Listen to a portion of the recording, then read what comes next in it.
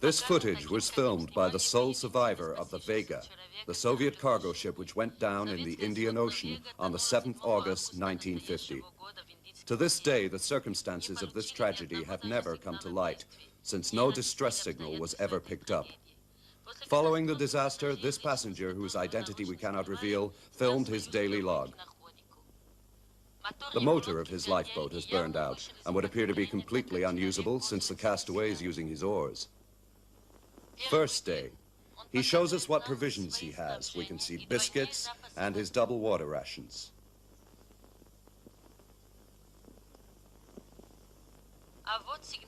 A flare pistol. He seems not to have any instruments for navigating or taking bearings. His morale is good. Third day. Morale is still high. The man jokes about wanting a smoke.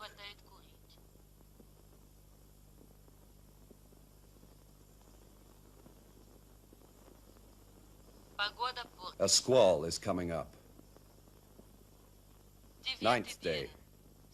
Atmospheric conditions are not improving.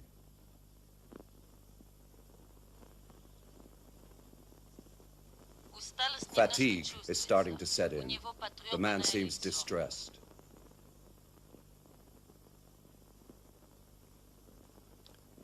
15th day. He has thrown away a container of water. It must have been empty or the water tainted. He shows us his provisions, which have diminished, and which he has now divided into daily rations. His face is sunburnt. His morale is suffering. It is twilight. This shot may have been accidental. It is undated. 21st day. Something must have occurred. The man is euphoric. He says, "I'd film it if I could." He shows us his provisions again, and we can see that during the last 6 days he has not touched them. What or whom is he speaking about? How can he keep himself in such good shape? 27th day. The man is in better shape than on the 21st day. Watch him closely. His behavior has modified. Are we to understand from these gestures that he is watching the sea or that he is on his guard? What exactly does he mean? Look at these provisions, which remain untouched by him. How is he feeding himself? 33rd day. Watch carefully what is about to happen. The first thing he shows us is his provisions. This time they have gone down, but that still does not explain how he can have gone for 18 days without touching them. Look carefully at his face. We think that the man has already made up his mind.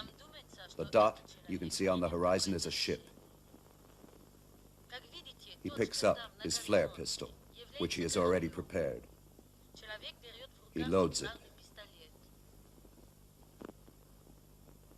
He is going to fire.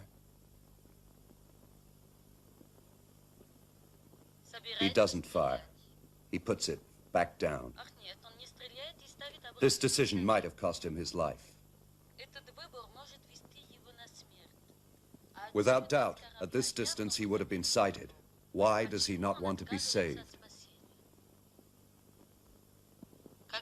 We are between the 34th and the 38th days. What you see is a box which was part of the debris of the shipwreck. This proves that he has been drifting. The discovery now profoundly damages his morale.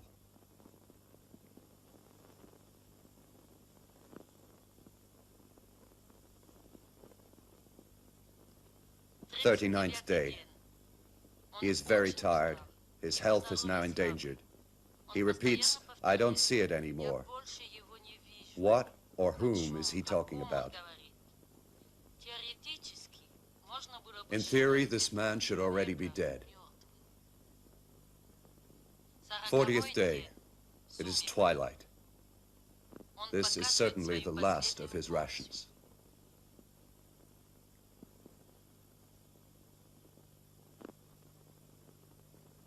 41st day. Twilight again. 2 days ago, this man was at the point of death. Where is he finding the energy to keep his gestures steady? He has just thrown away his last water supplies. He now has nothing more to drink or eat. We know that these flares are not intended for possible ships. What is he so sure of?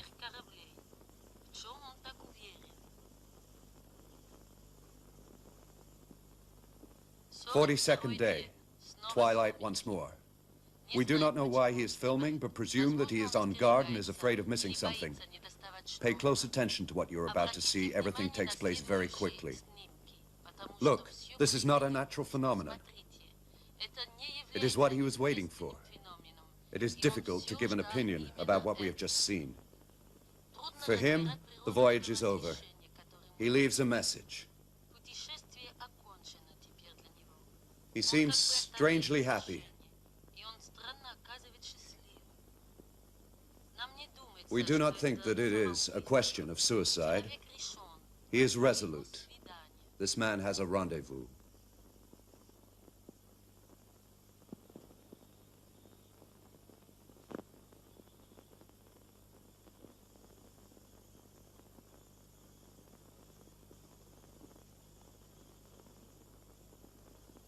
The lifeboat ran aground on the coast of Madagascar. The salt spray had already half effaced the inscription that the man had written on the tarpaulin. Looking closely at the letters, one could read, "Those who have seen it can never come back. It's the rest was erased forevermore."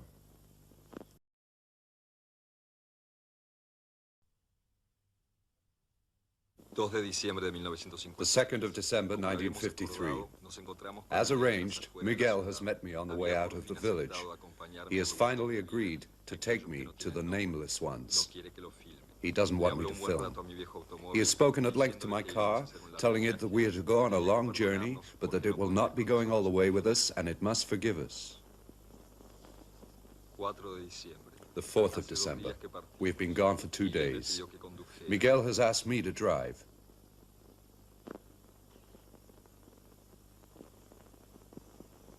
He has accepted the camera since my assuring him that this film would only be seen once one or the other of us was dead. Miguel says that he will never be quite dead.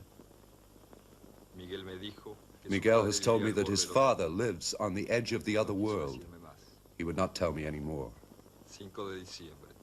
5th of December. We arrive at the house of Miguel's father.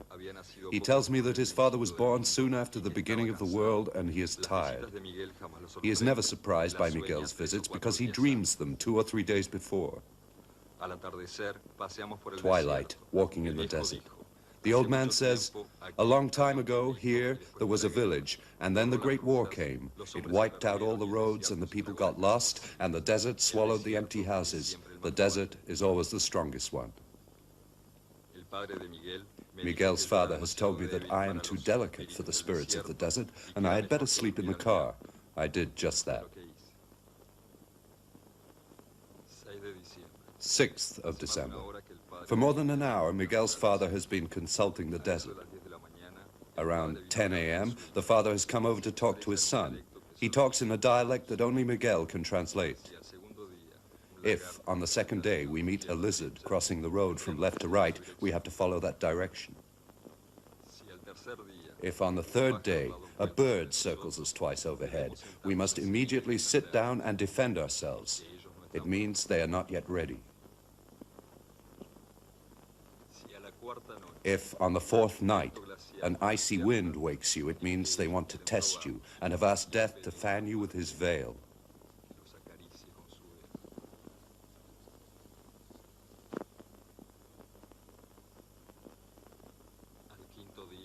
On the 5th day, they may show you something or nothing at all. They are very powerful, but they hide themselves since what they do is not of our world. They capture words because no word is true, and they drive them into the earth. Our Mother Earth is wounded by words that carry madness, and the night takes vengeance on men and frightens them by setting the words free. And when the earth speaks to herself, I am terrified, and I hide away in my cabin.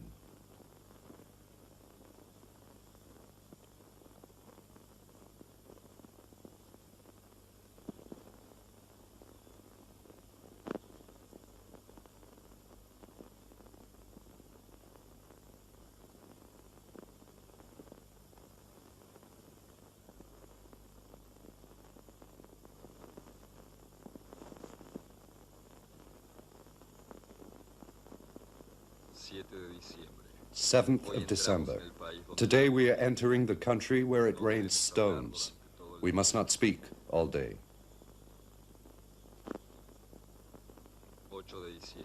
8th of December. We've just seen the lizard. Now we must follow this direction.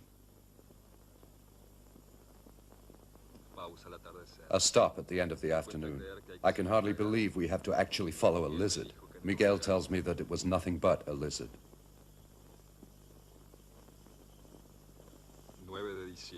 9th of December.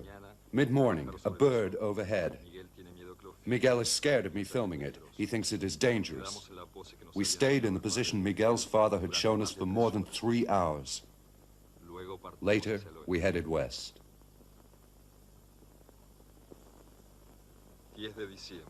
10th of December.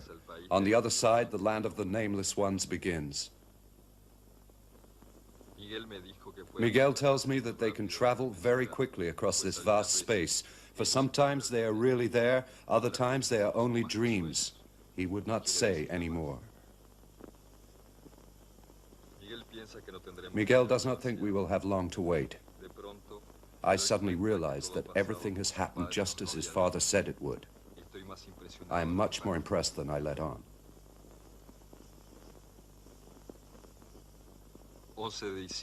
11th of December. Early this morning, a figure appeared on the rocks. In front of my eyes, it headed for the rock face, only to reappear at the same instant 500 yards away. Miguel whispered to me that it moved with the dream. I didn't believe what I was filming.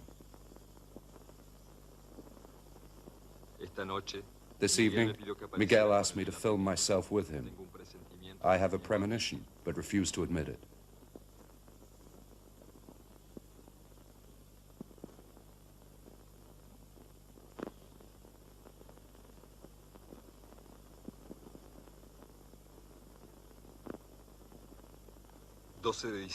Twelfth of December. Early this morning, 2 figures appeared, and at the very moment I saw Miguel down on the rock, he whispered beside me, "Time is only an illusion." I turned towards him, but he was no longer there.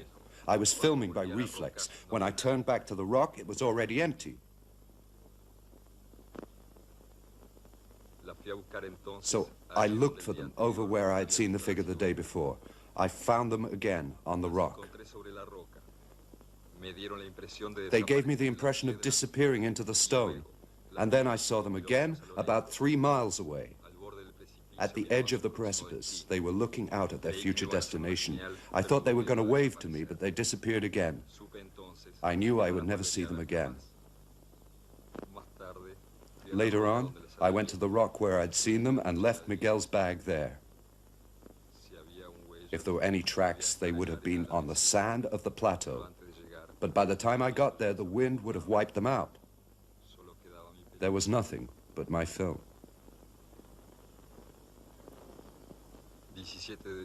17th of December. I arrived at Miguel's father's. He was no longer there, and the desert was reclaiming the cabin. I tried not to show any surprise.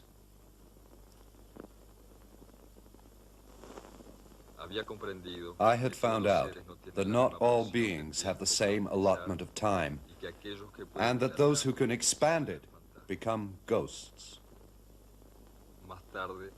Later on, I filmed myself cleaning the car, and then wanted to carry on filming right up to the last frame to reassure myself, to convince myself that I was not one of the ghosts that Miguel had told me of. One of those beings who return from the unknown to bring us messages that sometimes we do not understand.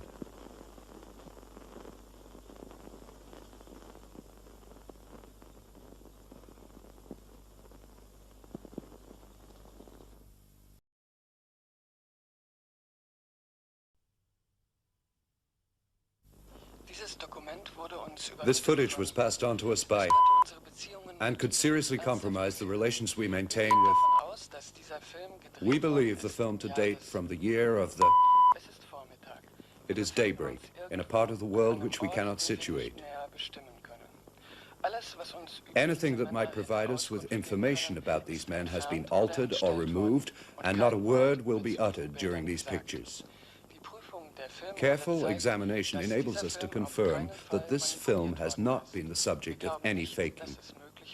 We do not believe that these images could have been filmed secretly. The cameraman was a member of the commando unit and has, as you can see, complete freedom of movement. We believe that this scenario was certainly intended as a disinformation operation.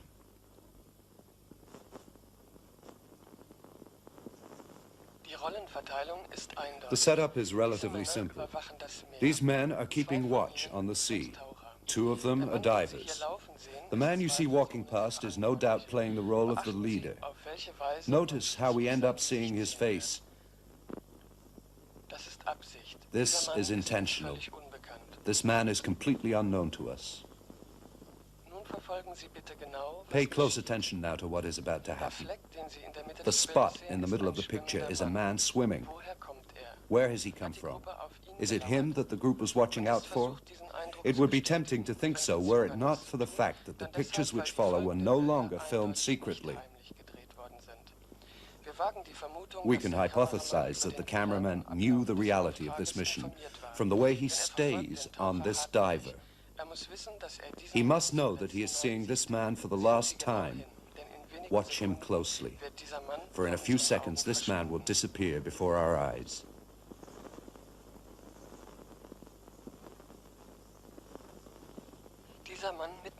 This man out in the middle of the sea is a fearsome weapon. What follows is not play acting. What has happened? The diver is panicked, he has no equipment, he wants to get back into the dinghy, the swimmer is preventing him. The other watches them. They must have passed under the dinghy.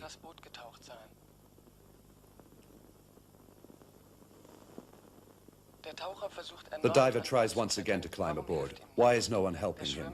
The swimmer intervenes. Notice, however, that he does not do it with excessive brutality, even though he certainly could. The other diver's gaze follows them. They must have disappeared very quickly, since it would seem that he has lost them.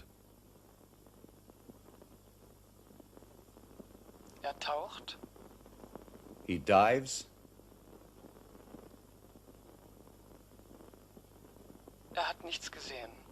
He hasn't found anything. Look, the cameraman has spotted them, at least 600 yards from the boat. How are they able to travel so quickly? There, he's still holding onto the diver. He's dragging him along. This man is fantastically strong. Watch now. He has just reappeared at least 400 yards from the boat. He is swimming with disconcerting ease. Right then, this man had decided to let us see only a tiny fraction of his potential. He dives again. We will not see him again. This has all taken place in real time, precisely 34 seconds. The other diver is flabbergasted by what he has just seen. He insists on searching the water, but he knows that he will see nothing there. The cameraman shows us that there is one person missing from these dinghies. That is the proof. 7 days later, the diver was washed up on a beach. He is now in a mental asylum. He is the only one who knows.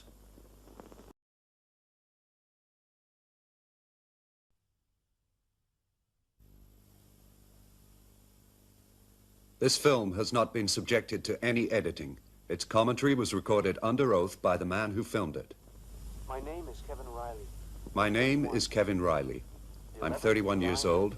On the 11th July 1970, my friends and I had decided to spend the night under the stars in the Roxaka Zone region. This is Cindy, my fiancée. This is Cindy, my fiancée. We're married now. And there's Stephen Payne, my best And friend. Stephen Payne, my best friend, who was 29 at the time of these events. We'd studied architecture together. That's Karen, Stephen's wife. Karen, Stephen's wife. All four of us were childhood friends. We left Greenfield around... We left Greenfields around 10 a.m. During the drive, Stephen told me... In the car, Stephen told me he was happy to be making this journey east.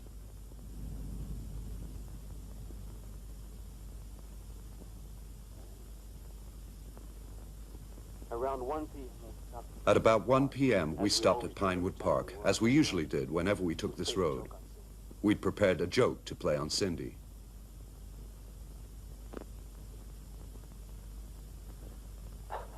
wife was filming. Here, my wife is filming me.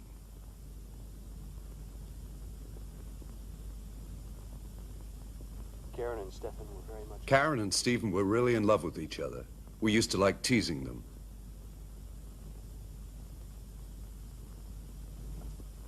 We left Road 340 a little before... We turned off Route 340 just before 4:30 in the direction of Roxaka Zone. We were going there. It was the third time we'd been to this place. We passed the dunes. We crossed the Then followed dunes, Roxaka Canyon. then followed Roxaka Canyons. I have to say that during the walk... I must say that the whole way, Stephen showed no sign that could have alerted us to what was going to happen.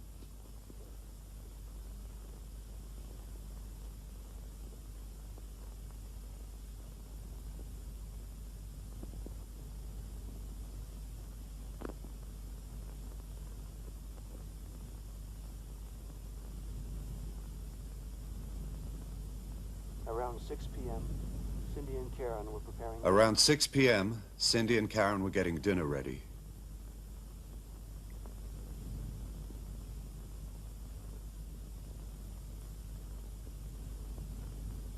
Stefan came back and asked... Stephen got back and asked us if we'd heard the music that was like crystal bubbles.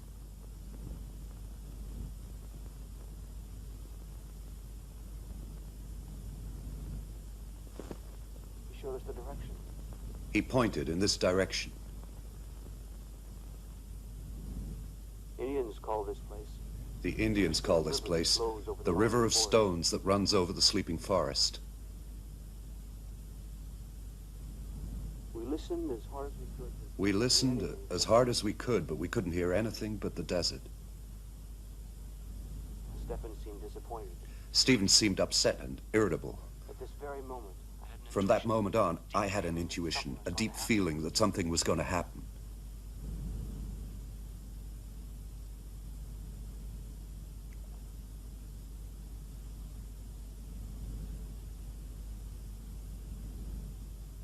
when I see these images... When I see these pictures again, it feels like I'm showing you a It happened dream. after dinner. The shock came after dinner. Look closely at our dear friend Stephen, because it's the last time we saw him. Look at the way he persistently stares off in the same direction. Stephen stood up. We don't know what's happening. He doesn't respond to our shouts. And then he jumps. He's running, and then he jumps. There on the dunes, we had to And face it. right there on the dunes, we had to face the facts. Stephen had completely disappeared. His footsteps were the proof. Karen started screaming. She wanted to... Karen started screaming that she wanted to vanish as well and go with him. Cindy tried to calm her down. Cindy was trying to calm her down. I was so blown away that I kept right on filming. And perhaps I did it because somehow I hoped this film would one day help us to understand how Stephen disappeared, what he'd heard, who had called him, and why this 11th of July he had leapt into the unknown at Roxaka Zone.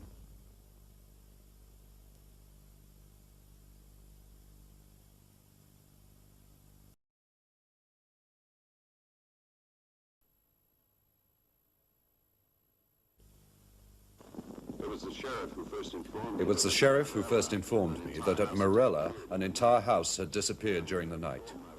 In 1934, Morella was one of the largest haciendas in the region. The sheriff said that it was a district that had never had any trouble and that the peons were peaceful. That day, the estate owner didn't want to meet us. The sheriff reckoned there was something fishy, but he didn't want any problems with the guy. We arrived ahead of the villagers, who were going over there in a procession. No preacher wanted to come along with us. The house had gone, but its inhabitant, the bruja, the witch, was sitting in her chair. The tree next to the house. The peon said she was a shape changer. The sheriff only had 2 deputies, so when the peons got there, he wanted to parley while he waited for reinforcements. The crowd was real jumpy. The dogs have been howling all night, the peons said, and tomorrow it's us who'll be howling. The sheriff told them that we were going to talk to the government about it, and the crowd calmed down so he could show me this child. 4 days ago, he said, this child was bitten by the witch who had transformed herself into a coyote. The people are really worried. They believe anything they're told. And where has her house gone, I asked. I don't know. I really don't know.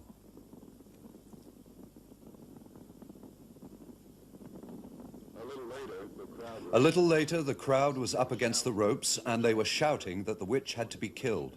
They wanted to lynch her. One woman, who was completely hysterical, was saying that she was going to be possessed if we didn't kill the witch right away. And then they fired in the air, and the crowd didn't budge. What happened at that moment was very strange. I had the impression that the witch had hypnotized the crowd.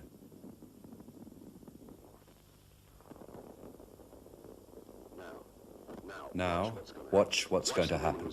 Watch the woman who's kneeling.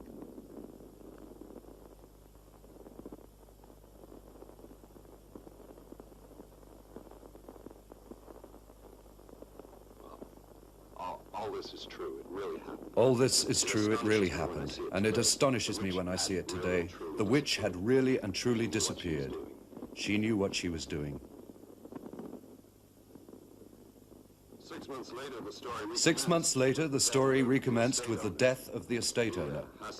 The hacienda had been immediately bought up by a mining company who were evacuating the peons.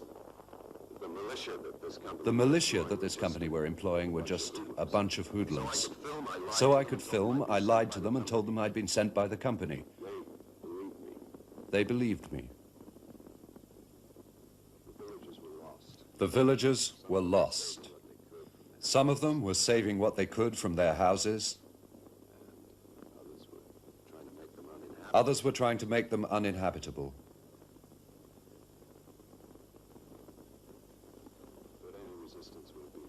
But any resistance would have been illegal and a lost cause, and they knew it. This old man was saying a peon must resign himself to life, and that's what they did.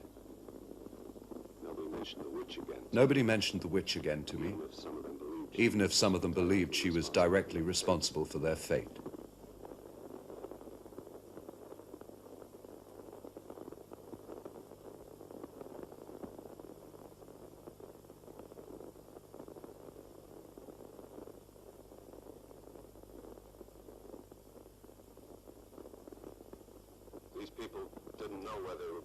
These people didn't know where they were being taken.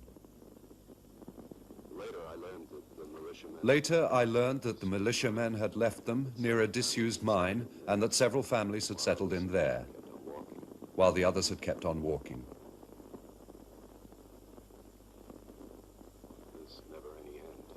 There's never any end to an exodus.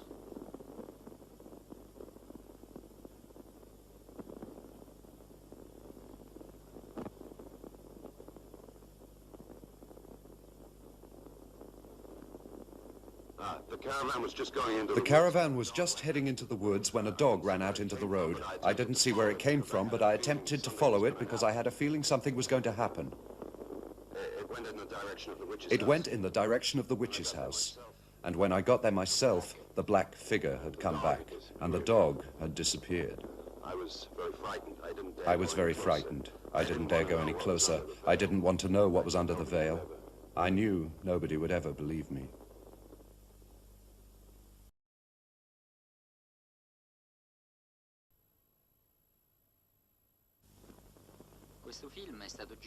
This footage was shot by an American soldier belonging to the airborne troops who took part in the Sicily landings of July 1943. The pictures you see have undergone no editing and remain as we found them on the 19th August 1943 on the beach. This soldier was a very meticulous botanist, for we found in his notebooks very precise descriptions and sketches of all the plants he filmed. There was, however, no other information which could be of any help to us. We questioned this shepherdess, who remembered well having met the soldier with his camera. But, as these pictures show, she had not wanted to be filmed, so she had not spoken to him. She was unsure of the date. The child told us that the man had given him chewing gum, stroked his little dog, and filmed his sheep. He added that he had been very kind and that he'd been looking all around saying, "Bello, bello." We were not able to question this old man since he died 1 month before we began our inquiries. Our man ended that 18th August 1943 up above the San Antonio lookout point, then set off in the direction of the beach. 19th August 1943. Our soldier seems to be alone on the beach. He tries shooting a panoramic view. He starts on another take. Watch very carefully. When the camera reaches the sea, we can see a dot emerging from the water, and then a second. He has spotted them and reframes his shot.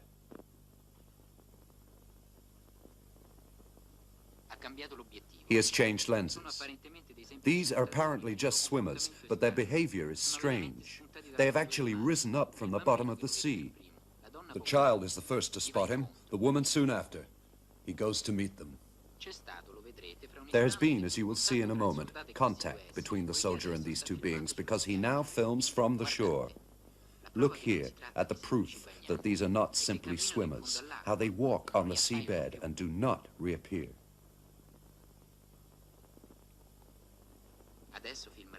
Now he films their footsteps before they disappear forever.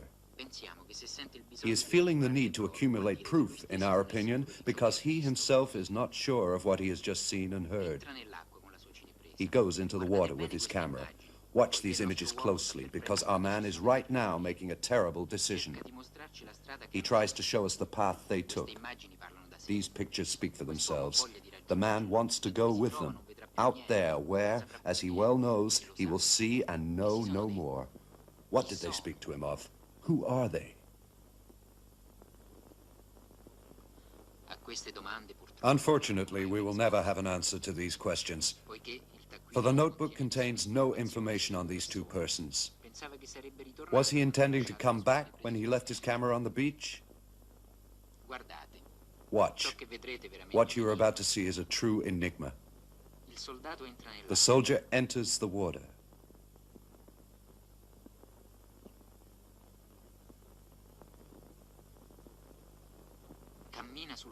He walks along the seabed.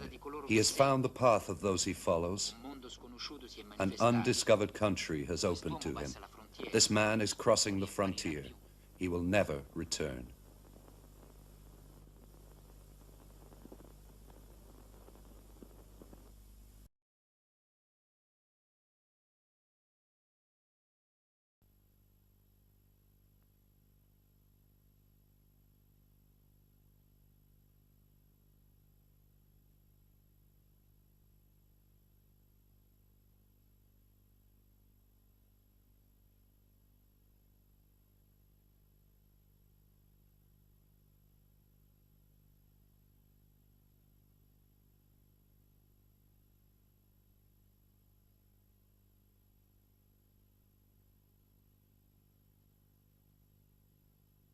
It is the 15th of April, 1990. The man you see in this footage is called Tibor Nagy. Today, once again, he will welcome the people who have been his followers for years. A very special anniversary is being prepared for here at the crossroads at Grand Central. And the story of how Tibor Nagy comes to be celebrating it is one of the strangest ever to befall a man. Tibor Nagy's real story started 36 years ago on the 15th of April, 1954, the day of his 40th birthday. Tibor, his wife Helene, and their daughter Esther, then 12 years old, set off in their car for Woolworth, where Helene's sister lives. There are two possible routes from Cape Town to Woolworth: Route 27, just open to traffic, and Route 4, the old road, now empty of heavy vehicles. It is here, 25 miles out, that the Nagy's whole life will reach a turning point. It was about 10:15, Tibor would later declare, when a huge shadow stopped right above us and brought the car to a standstill. Nothing would work. My wife screamed. My daughter started to cry. I told them not to be afraid. And then it seemed like night fell all round us. I don't know how much later, when I opened my eyes, we were all in the car, and the car was in a round white room which was vibrating gently. I got out of the car, and suddenly, right in front of me, I saw the moon coming at me. So I took out my camera, which I always take with me when we have little get-togethers, and I filmed. I was shaking with fear. Good God, was I frightened.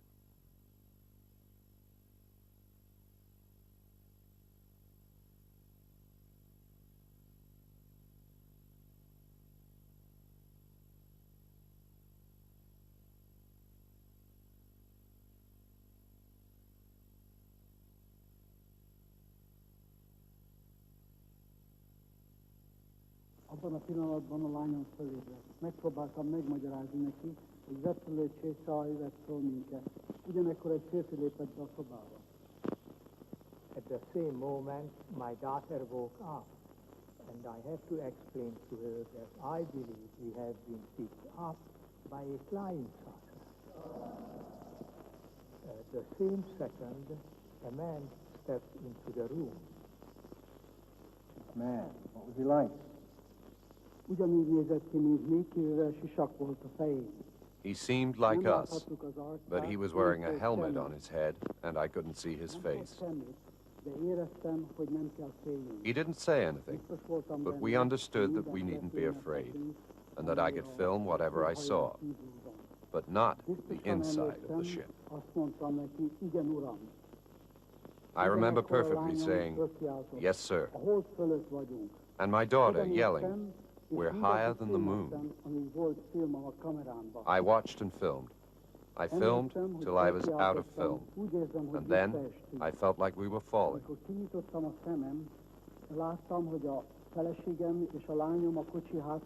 When I opened my eyes, my wife and my daughter were at the back of the car, and we were a few meters away from a road we didn't know.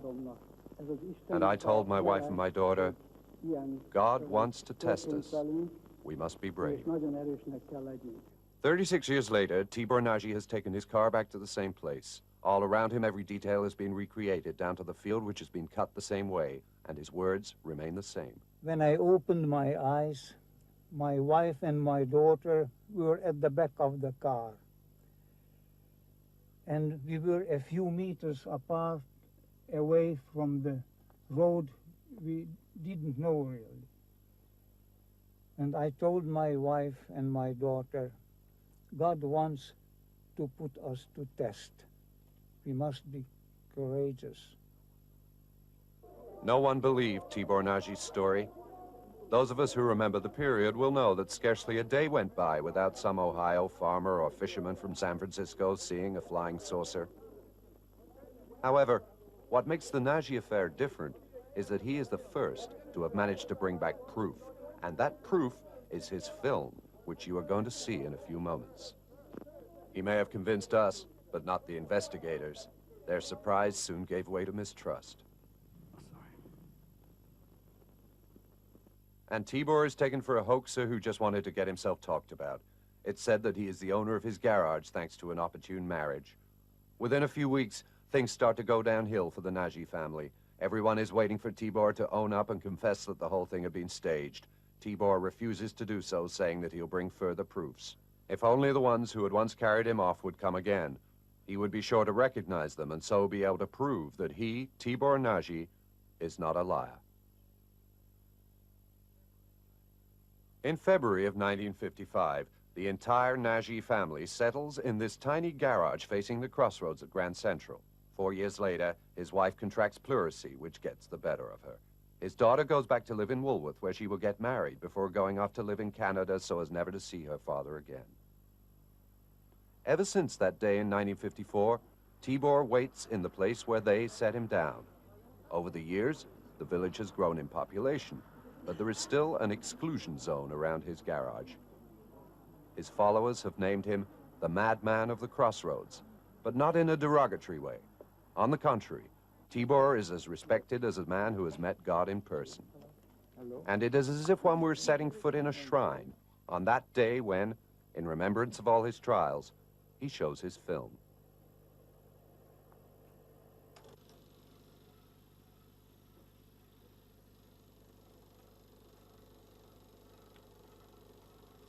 It was April 15.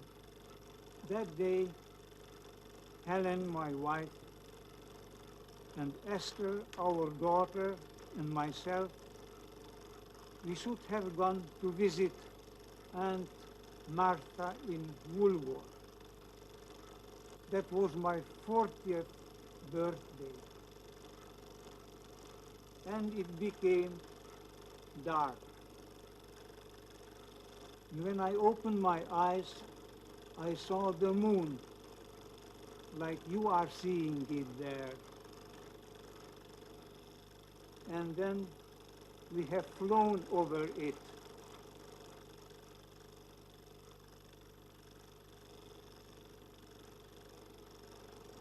and I woke up. I thought being on earth, but I was in hell.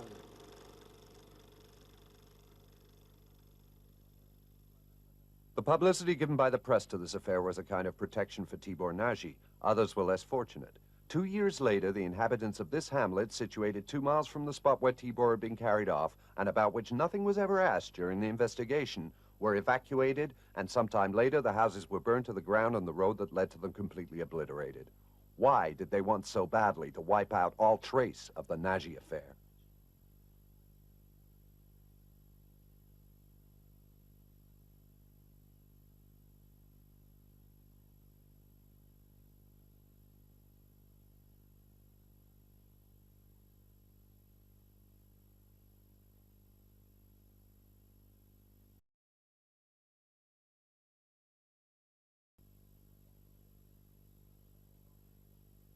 This home video, unique of its kind, is a warning. It was put together by Mr.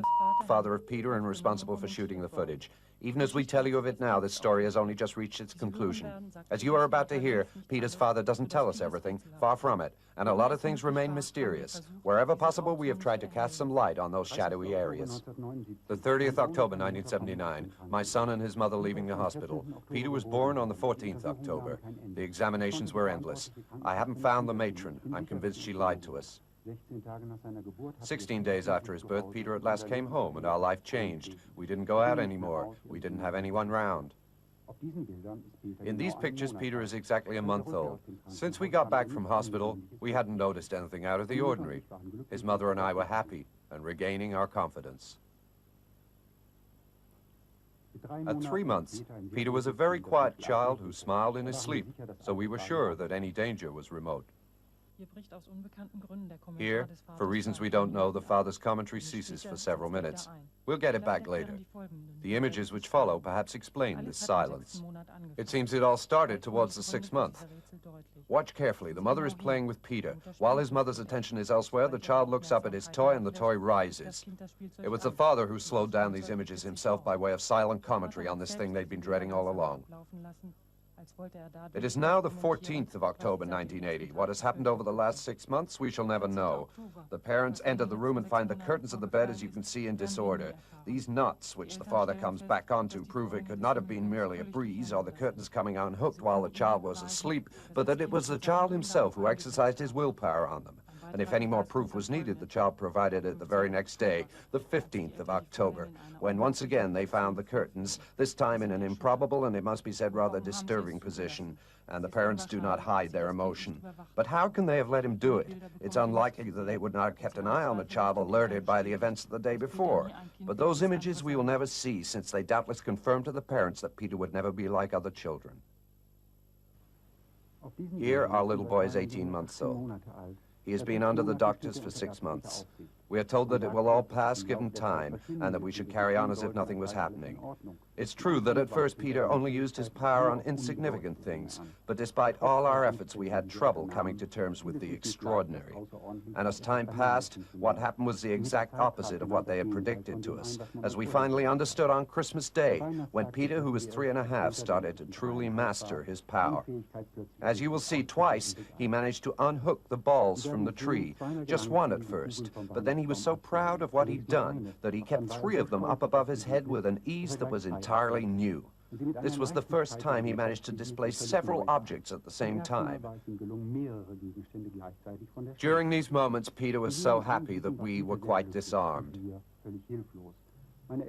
It was my parents who advised me to do laboratory experiments. I'll remember this day all my life. Peter was in an isolation chamber, and a man was asking him to make the foam rubber ball in front of him move. Peter couldn't do it and seemed completely lost. We couldn't speak to him. So what was he thinking of? Did he think we'd leave him there? Was he afraid of something? We never spoke roughly to him. Did he feel threatened by this doctor, who kept giving him orders? Did the man use a gesture or expression that Peter could have misinterpreted? We have asked ourselves these questions, and many others, over and over again, trying to find an explanation for what happened. Peter tried to explain that he couldn't do anything with the ball, so the doctor asked him to concentrate on him and to look into his eyes. Peter complied, and a few seconds later the doctor staggered out of the room and said to us, "I pity you, he's a monster." Ever since that day, we've kept Peter completely isolated, fearing that he might turn into a fairground attraction. Sensing what he was capable of, we saw nobody anymore. We lived with his power like a handicap that had to be completely hidden. We were helpless, we didn't know what to do. But these little family moments remind me how happy the three of us were. We were living a sort of secret life, completely turned in on ourselves, and I don't think we ever realized just how used to it Peter had become. He didn't mind at all spending his days in the garden with no one for company except his parents and the dog he was so intensely attached to. Here, the father's commentary stops once again. The rest is written in haste, but from what we have heard, we can have an idea of the final drama.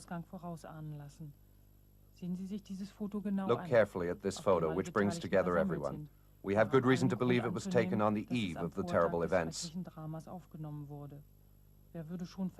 Who would think from these smiling faces that in a matter of a few hours this family will be doubly hit? Our inquiry has established that the next day they were all to go to home of the school, specializing in children who, like Peter, show the particularities that you now know about. The first words scribbled by the father are, "I told him that we wouldn't be able to take the dog." Peter's reaction is not slow in coming. It is every bit as intense and final as the love he had for the animal. He couldn't take the idea of being separated, continues the father, and there was nothing we could do to calm him down. What Peter is capable of is terrifying. What happened a bit later when his mother attempted to reason with him, I was not able to film. What happened was an accident. I am leaving this cassette behind as testimony. Don't anybody try to find us. It's not his fault. I love my son. This story reached its denouement less than a year ago. After the events you have just seen, Mr. fled with Peter into a mountainous region. They would hide there for 7 years. During the winter of 1990, Mr. fell gravely ill.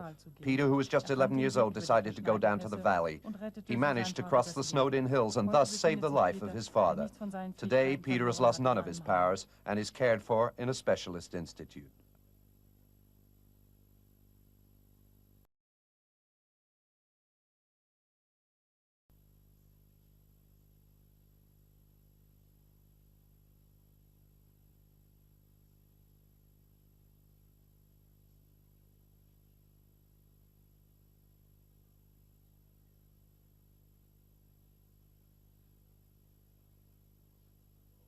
In 1961, on the plateau of Takahama, the first exchange took place between Earthlings and referred to by the term guests. To honor this extraordinary opportunity, our two countries put aside their differences. The place of residence of the guests was this military camp, which they did not leave for 8 years. The buildings on ground level at Takahama made it look like a modest training camp, but its imposing underground structure housed extensive research units. Nothing has ever been leaked about the type of experiments that were carried out there, the number of persons involved, and the researches pursued, even if we can easily guess as to their purpose. But as we can see from this footage taken after the evacuation of Takahama, all sensitive areas have been sealed off or destroyed. These precautions are a sure indication of the importance of this location and the secrets it still surely contains in the heavy silence that surrounds this gigantic wreck of top-secret scientific research. In 1967 came the return. But the 3 Earthlings were never to come back from where they'd been sent. Of the guests, only 2 were present, one of them, according to the official version, having escaped. The Takahama mystery had begun.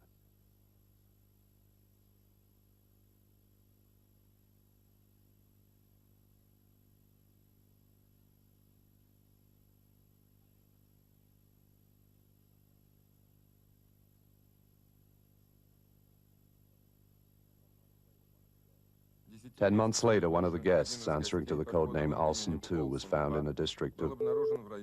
On one of the tapes recently released by the International Commission on... You can hear this recording by Agent reporting on these images, the only ones we possess of this surveillance. Alson II, as a subject, kept very precise and regular hours.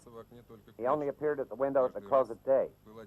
He was always dressed to go out and gave the impression he was watching for a signal or waiting for someone.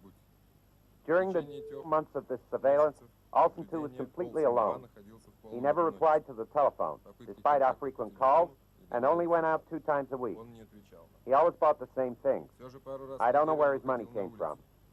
The footage from when Olson went out has been destroyed at the request of... One day, Olson 2 got onto it. I think he may well have known of our existence for a long time, since from the day he went into this house, he never switched the light on. One day, Olson 2 actually manages to slip this close surveillance and disappears again. Has he really escaped, or is this a transfer disguised as an escape? We shall never know.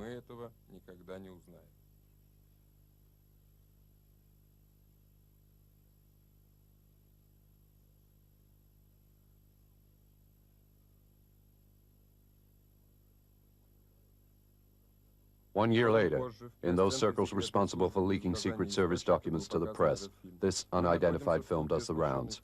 We are in a studio equipped with surveillance cameras.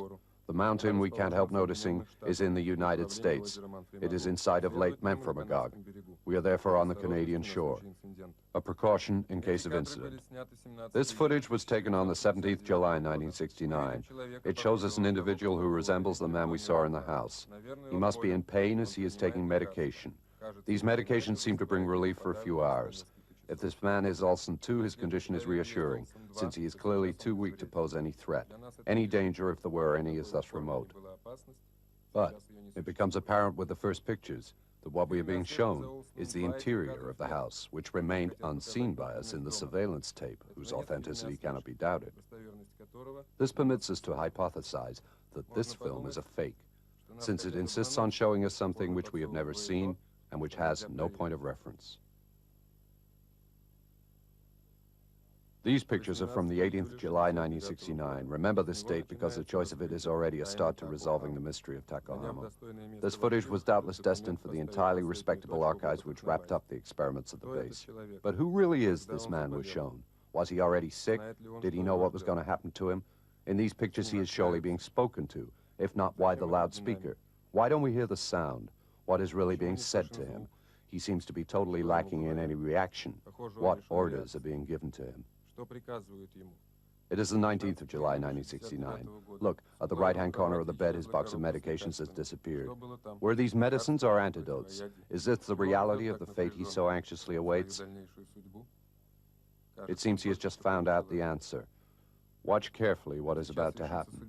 In a few moments, this supposed Olson 2 will achieve his destiny, but we are sure that his fate was decided a long time ago. Had he been conditioned?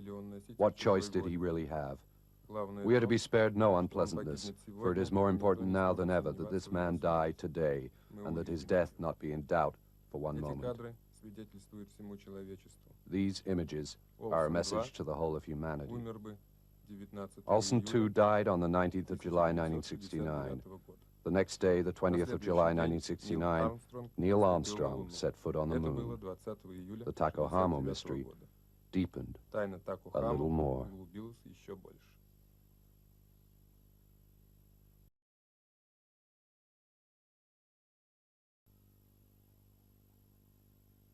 Hello, my name is Henry Matthews, and I am the host of the At Once Show, broadcast live on WACN TV. Today, in order to bring my testimony to the Documents Interdits series, I would like to show you some pictures that very few people have ever seen. But first, let me tell you a little bit about At Once. 3 times a week, we open the television station switchboard between the hours of 8 p.m. and midnight. On a simple call from a member of the general public who wishes to bear testimony or would like to shed light on some particular event or situation that we agree should be exposed to the public, we dispatch a mobile television crew so that we can all witness live the development of the situation. In the 3 years that we've been broadcasting this show, we've never run into any true serious problems. We've had some rather strong, intense moments, but never anything that could have endangered the crew's life. Although they are often subject to rather erratic and peculiar human behavior, very different people living in all sorts of places. No, I would say that At Once is the sort of television show which needs an enormous technical backup, because We are willing to go anywhere. We are on the lookout for anything. And we show everything. On May 15th, 1989, at 8:45 p.m., we received a call from Mrs. Anna Marie Ferguson at 1036 Sun Avenue. Advance, good evening, go ahead. Your name and address, please. What's that noise? What are they? Animals, squatters, water pipes? Have you called the police?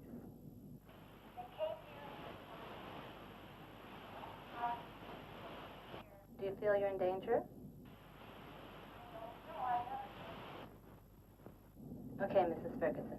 They're in your house, they're noisy. You don't know what they are, and the police have found nothing. Hello?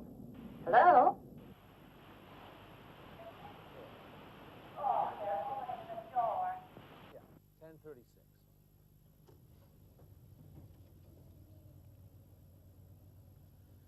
Well, it looks pretty deserted, if you ask me. I think I want to verify the address. Henry, could you confirm the address for me, please? Well, this is the place.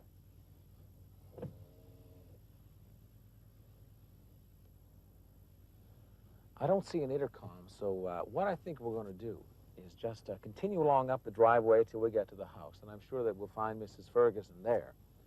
She's probably seen us arrive on the television set, and she should be waiting for us at the front door.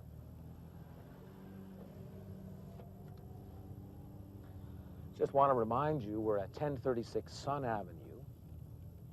We got a call from a Mrs. Ferguson. Apparently, she's been hearing some mysterious sounds inside her house, and we want to check out what that's all about.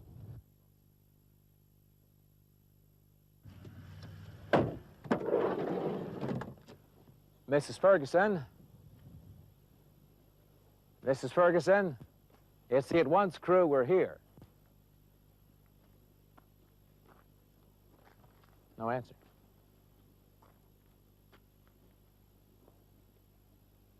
I don't see any lights on up there either. In fact, the place looks a little empty right now. While we're waiting for Mrs. Ferguson to come out, why don't we take a look at these grounds, what we can see anyway. Some trees over there, and a nice wall. This appears to be, I'd say, a manor house. It must be probably a good 100 years old, but it's in lovely condition. Ah, there's something here at the front door. Mrs. Ferguson? Mrs. Ferguson, it's the At Once crew. Come on out and meet us. We'd love to see you. Maybe she's a little bit shy, huh? Well, that's okay. Maybe she'd like to remain anonymous. We at the At Once show certainly do respect your anonymity. After all, this is your show, and, well, if you choose to be like that, that's just okay with us. We're just here to help you get your show going. Mrs. Ferguson, come on up. See what's going on here. Mrs. Ferguson, if you can hear me, it's the At Once show. Would you mind if we came in?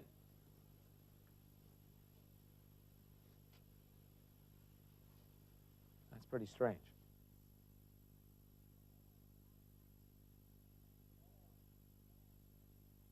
Hello.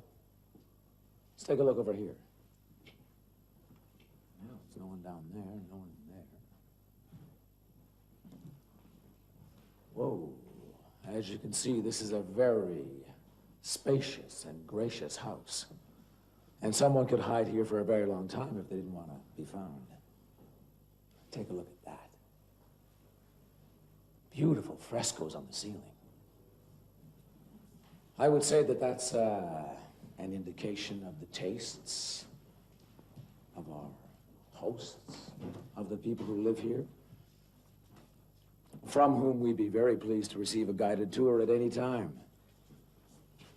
Let's take a look upstairs. Mrs. Ferguson, it's the At Once crew. We took the liberty of allowing ourselves in because you opened the door for us. Mrs. Ferguson,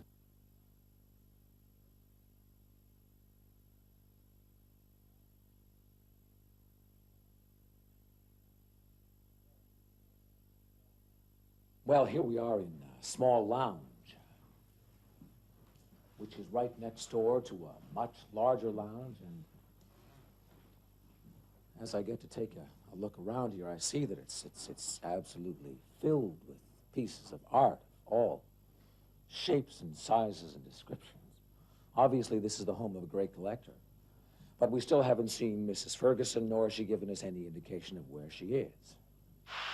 Henry, can you hear me? Because I certainly cannot hear you. I've got to tell you something. As you might be able to see, our light has gotten quite a bit dimmer, and we lost contact. I don't know if it was that we were cut off or just what happened, but it was very strange. I don't know, did you receive me?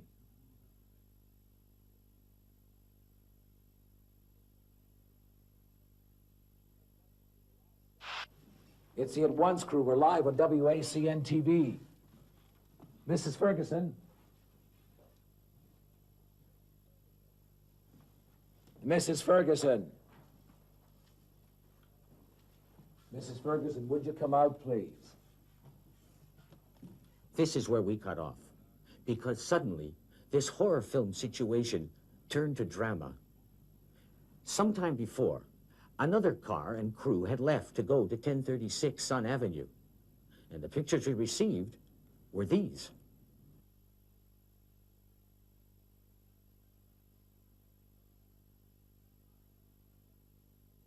The car was the undeniable proof that it was the same place, 1036 Sun Avenue. Now, watch carefully the pictures that follow. When I put the first crew back on air, this is what I received. Henry Matthews, I think you can still hear me, even though I can't hear you. So I'm going to continue with our visit.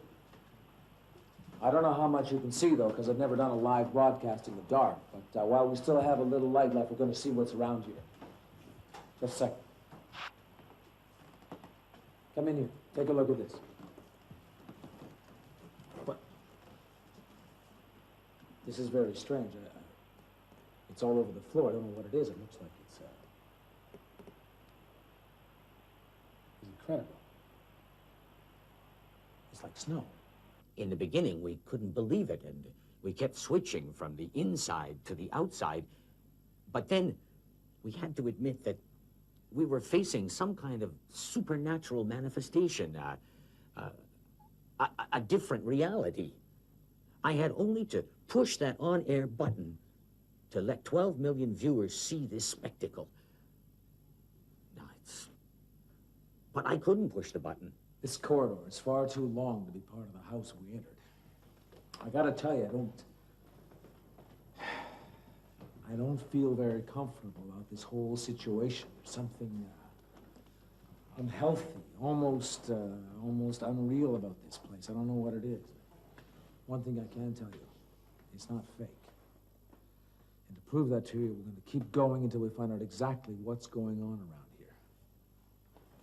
Mrs. Ferguson!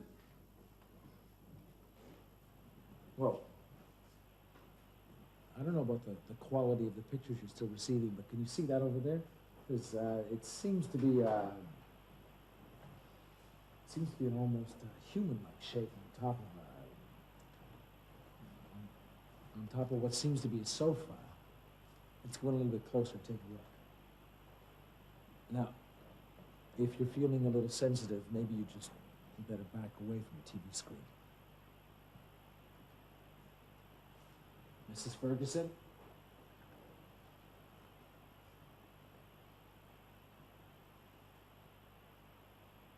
That's nothing. I thought I heard something from over there. Let's go check it out. Almost beyond this wall, it seems.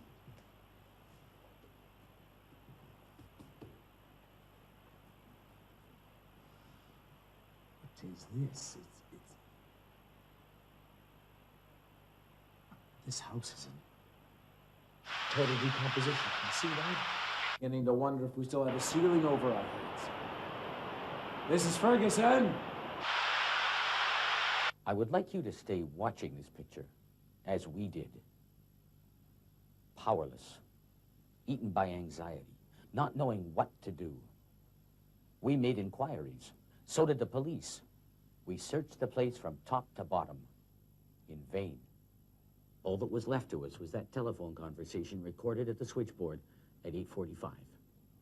But there again, another great surprise awaited us.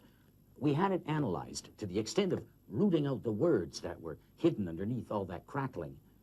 You'll remember that the connection was very poor, that the voice seemed very distant. And indeed it was. That conversation dated back to the 1930s, when Anna Mae Ferguson lived in that house. In those days, the region was developing so rapidly that the city development couldn't keep up with it, namely the sewers. And so they had a lot of rat problems for a couple of years. And Mrs. Ferguson was, in fact, calling the exterminators. Well, you can imagine the interference on the line.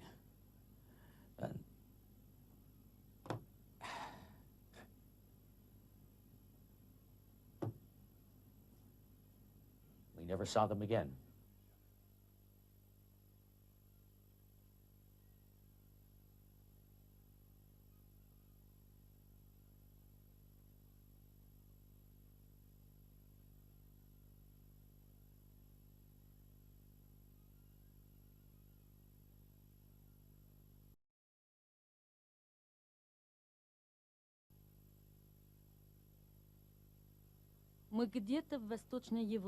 We are somewhere in Eastern Europe, a Western commentator would say, delighted to have fallen on a scoop.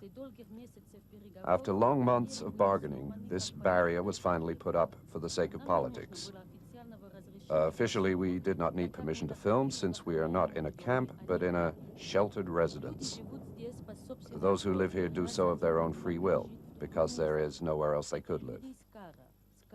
These occupants are men from SCAR. SCAR is the code name of a program of biomechanics, that science which aims to improve human performance, to turn men into semi-robots. Don't laugh, for no sooner had this idea occurred to some professor brainstorm than it was put into action. Conceived during the Cold War, this program was pursued into the 70s. But then, what with the war with the West that never seemed to come, and the results that were obtained, the research was abandoned. Today, the men who paid the price for this experiment have been brought together in this building, sheltered between a lake and the thick forest, away from prying eyes. We will only see this small group. It seems the others did not want to come. But they can easily be heard in the testimony which follows. Go on, speak for us. Yes, Peter, speak to her for us. Hello, Piotr. Thank you for talking to us. We don't trust those cameras of yours. They see us as circus animals. We'll show you everything we film, and you can tell us if you like it or not. Fine, like that it's all right. Piotr, tell us what happened to you and how you come to be here. About 30 years ago, I was working in a sawmill. One day, my right hand and arm were torn off. While I was still in hospital, they came to see me. When they saw me, they said to me, "Look, your hand is done for. No ordinary doctor can do anything for it, but we can help you." They could propose to me an experiment to get my arm better. But for this, they had to send me to the center. That's where they have all their facilities. Since I had no wife or children, I thought it over and in the end said yes. There, look what they did to me. They call that an arm. It's true I can carry 950 kilos and press up to 1.5 tons per square centimeter. But the thing is, it's all homegrown technology, and it works like everything else here. You know what I mean. Here's where I live. All those dents, I did them with my elbow. My arm starts off by itself, suddenly, all over the place, and I break everything. Those lumps, too, it was me that did them. It was me that dented it. My arm went off like a spring. Everyone laughs at the noise it makes. And there's my reinforced bed, and the walls are reinforced, like the door.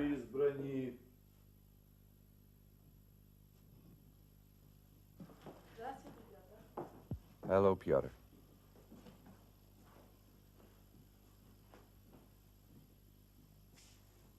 Smile, you're on TV.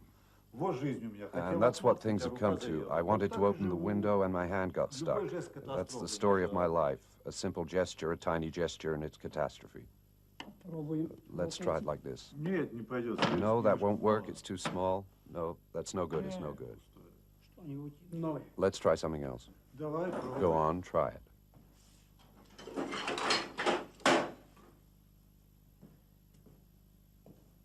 This one's stronger.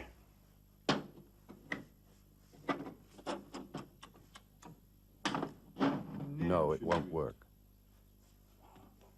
Let's try again. I'll be back in a minute. All right. Life stinks. Life stinks. My grandmother was right. Life stinks. Ilyush! Ilyush! Where's he gone? I'm glad to see you guys. It'll be drinks all round. Well, all friends stuck, are we? Yeah, the bastard's stuck. Come on, let's try. All together now. Careful, it's a hand. One more time. We should try the blow lamp. Don't worry. Careful, it's a hand, you know. One more time, give it a try. There, that's it, push. Great. You couldn't break the window by yourself. You had to call 2 other guys in to help.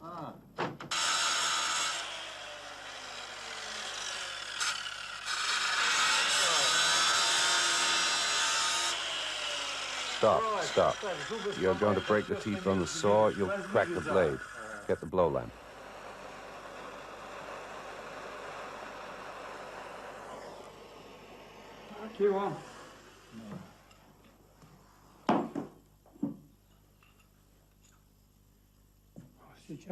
Keep still. Again. Go on. A little bit more. There.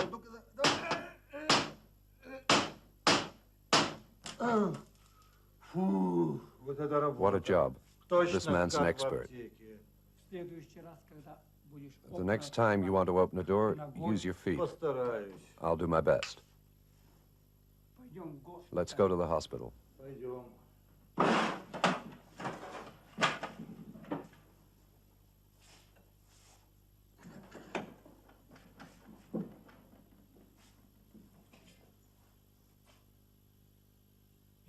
Tell me if it hurts.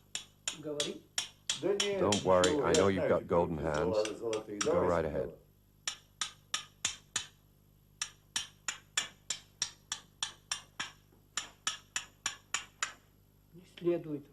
No unauthorized close-ups. Strategic material, top secret.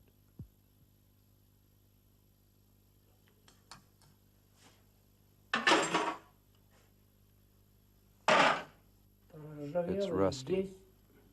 Here, here, and there. We'll have to soak it in oil. And have you got any oil? How do we do it? We'll manage. We Russians are incredible. We can get out of anything. Some lard. On a low flame. On a low flame. Шумел камыш, деревья гнулись, а ночка темная была. Одна возлюбленная пора всю ночь гуляла до утра. That's it. Hold it right in. You should put a pinch of salt in. Why not? How's the invalid? All right? Let's see if it's okay. Good. We can operate. The smoke's a nuisance, but I don't want to risk it cooling down, because last time we had to start all over again. You should ask them for a fan. Keep these rags on the joints.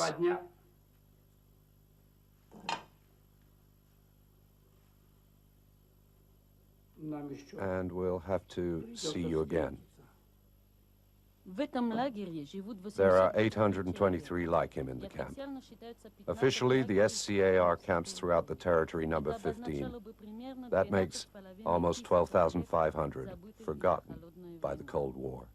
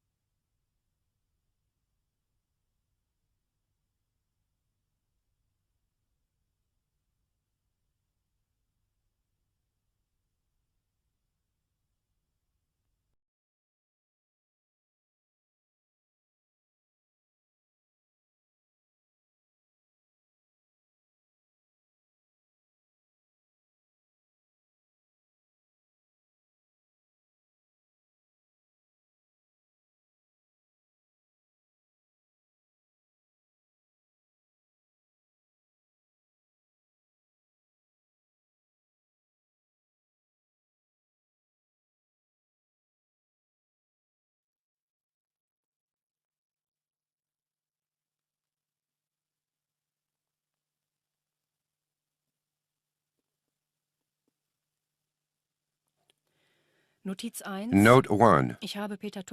I've chosen Peter Thomas, 41, an engineer. He has the same hair and eyes as me and is the same height. His father's dead. His mother has left the country. Note 3. Klaus Thomas, his son, 10, sets off to school every morning at 8:05 with his friend Karl Meyer, 11, who comes to get him.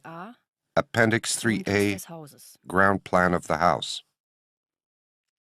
Note 4. Sabina Junger is 43, father and mother deceased, married to Peter Thomas for 15 years.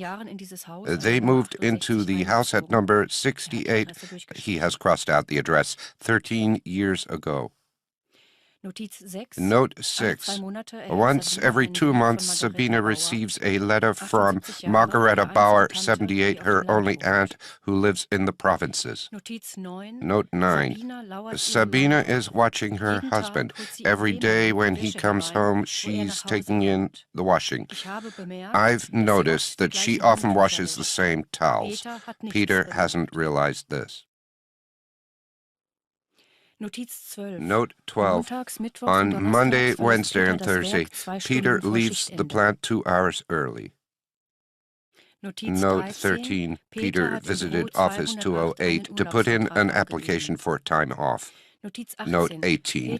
Peter is having an affair with Elena Markov, 31. They leave the apartment 12 minutes apart so no one will see them together. Appendix 18A, soundproofing the camera.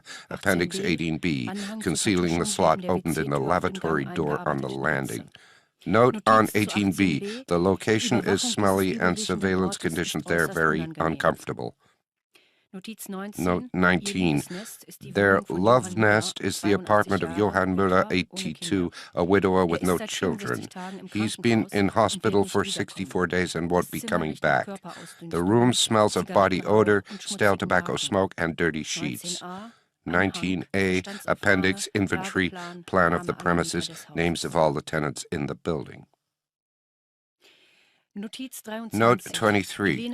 Elena has been working as a cleaner at the theater. The name's been crossed out. Her colleagues say she got the job by sleeping with Marcus Hopfner. He's crossed out the rest. She's often late for work and doesn't have many friends there. Appendix 23A, names and addresses of all the theater staff. Note 25. Peter buys her nail varnish and she wears it on her fingers and toenails. Elena is friendly with Helena Schmidt, 63, who covers for her whenever she's away. In return, Elena gives her lipstick. Note 28. Elena is known as Elena Mikulich in her building. She lives with her mother, Anna Maria Mikulich, 65, a widow and alcoholic. Appendix 28A, list of tenants in the building.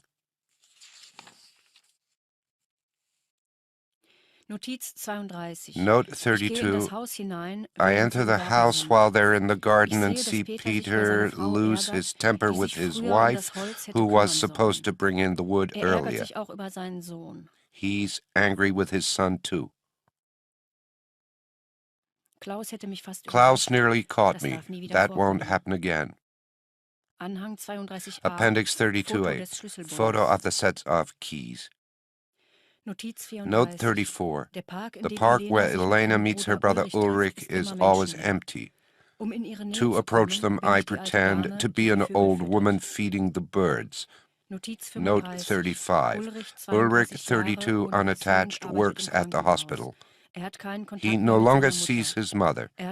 He found the apartment for Elena and sold old Johann Müller's possessions without waiting for him to die. Appendix 35A, list of meetings between Ulrich and Elena over 8 weeks. Note 36, I'm an electrician with cap, jacket, and heavy glasses. The house is messy and smells dirty. Appendix 36A, State Electricity Department house call voucher. Note 40. I concealed the camera when I made the electrician's visit. It films at 18 frames a second. It's on the little shelf in the bedroom aimed at the mirror that reflects the bed. It still makes a very low sound, but Sabina couldn't tell what it was. Peter came home at 2:33 in the morning. Sabina pretended to be asleep. Appendix 48. Diagram of the electrical circuit enabling control of the camera from the lamp switch. Note 46. I've hidden my face under a bag. I don't want him to know I look like him. I go out and come back with another voice. I've told him I'm the other man's accomplice and I could get violent. He keeps saying he's ready to answer all my questions. I don't have any because he'll tell me the truth.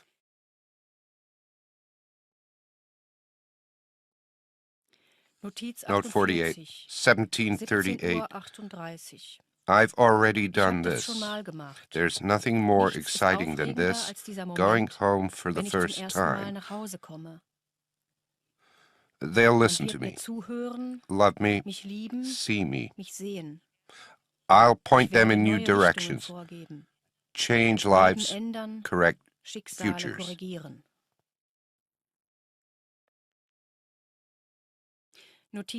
Note 53. On Monday, Wednesday, and Thursday, I reload the camera before Elena comes. She's been working, so she smells of perspiration, and her odor lingers in the apartment. I have a shower, so her smell doesn't stay on me. I've jammed the door of the stove. It can't be filled anymore. Appendix 53A. Diagram of the electrical connection synchronizing the camera with a 5-second lag once the front door is closed. Note 55. Sabina is suspicious of the way I've changed. She's wondering how much my sudden enthusiasm for Super 8 will cost.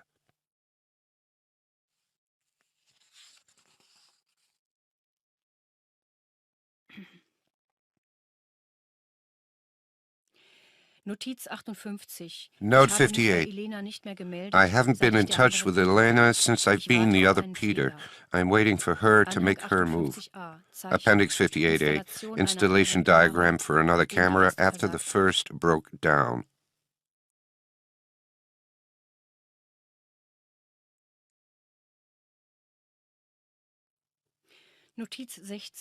Note 60. My new family are used to my new toy. They barely notice the camera.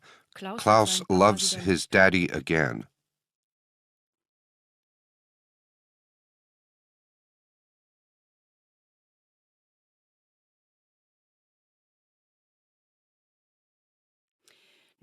Note 61. Elena will soon get tired of waiting. She'll make her move, and if I give Sabina a taste of happiness again, I think she'll want to hang on to it.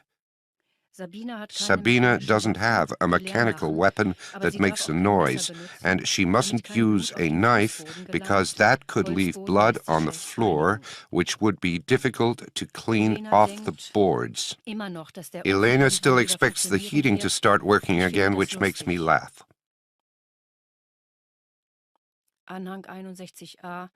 Appendix 61A. Reinstallation of the camera in the stove behind the perforated plate.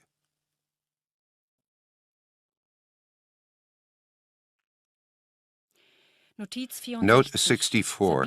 Sabina is worried what the neighbors will say about the camera. She often talks about money. She senses there's something about me but doesn't know what. It worries her. I like to see that uncertainty on her face. It means I have to be very attentive, and the more attentive I am, the closer Sabina and Peter are again. Note 65. Blackmail. There were 3 photos in the mail. I intercepted them. They were taken in the Muller apartment by the camera fitted with a timer still on the stove. Note 71. Elena told him he's not the same. Ulrich asked her if she wanted him to do something. Elena said nothing. It's up to him. Appendix 71A. The camera didn't run smoothly with the cold. Check the muff.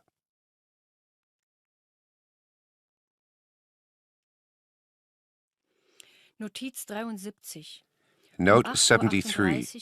At 8:38, Ulrich is stealing from the hospital laundry and uses the rear courtyard entrance. Peter doesn't want Elena to break up his family again. He has to act quickly. He calls this initiative preemptive self-defense.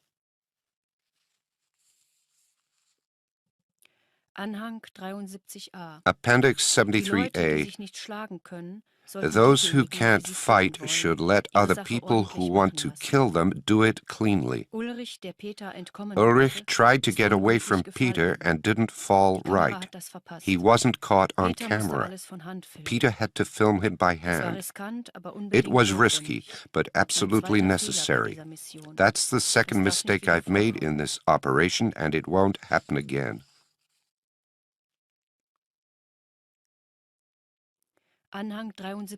Appendix 73B. Since the fall didn't kill him, Peter decided to drive over Ulrich as he left.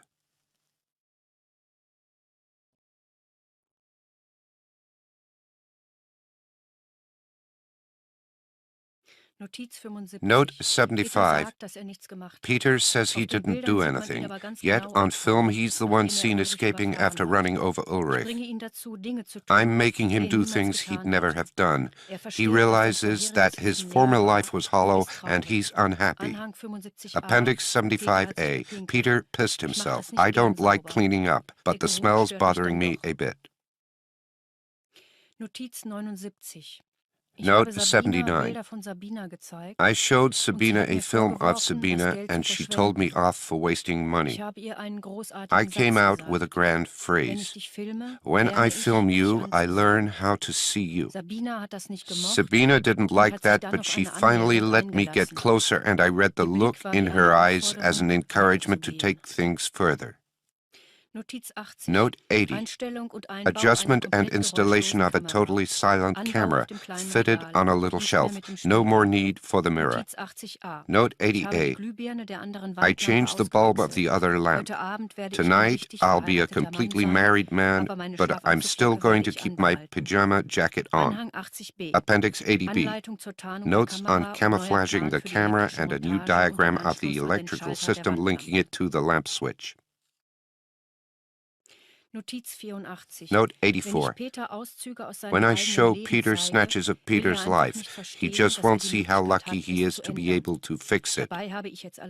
Although I've sorted everything out now, he doesn't like seeing his wife happy with him.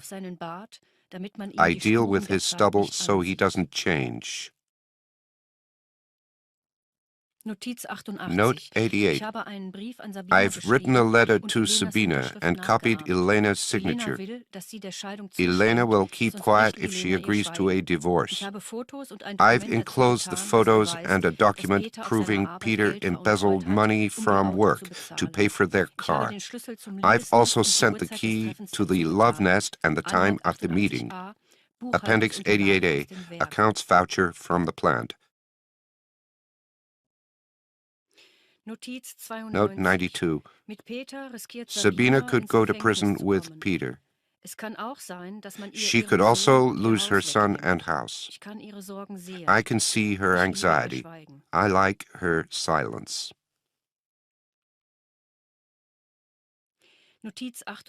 Note 98. I waited for Sabina. She came well before the time planned for the meeting, and the neighbor nearly saw her.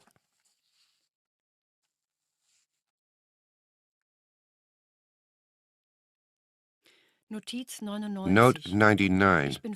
I'm pleased the lock switch worked properly this time. That sort of little device is always very fragile. I listened at the door. They both realized they shouldn't make a noise the neighbors would hear. I knew Sabina would be stronger. She's a silent woman like me.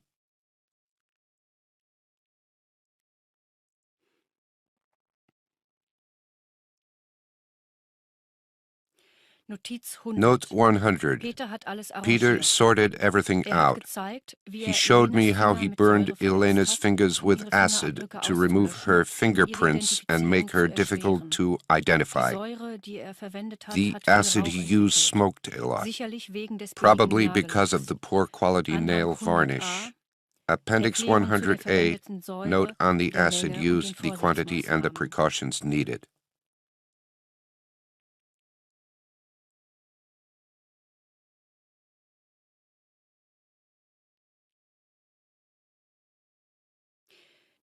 Note 102. To make Elena's body impossible to identify, Peter cut her head off. He had to wait to remove the body. He rolled it up in a plastic sheet and slid it under the bed like dust under a carpet. Peter dismantled the little contact device in the door, filled the screw holes, and concealed them with a drop of paint.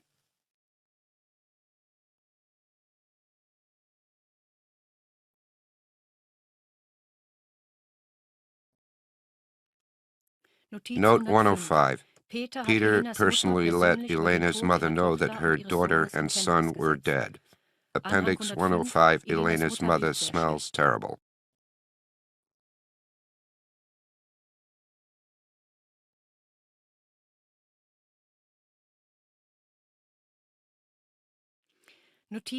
Note 107.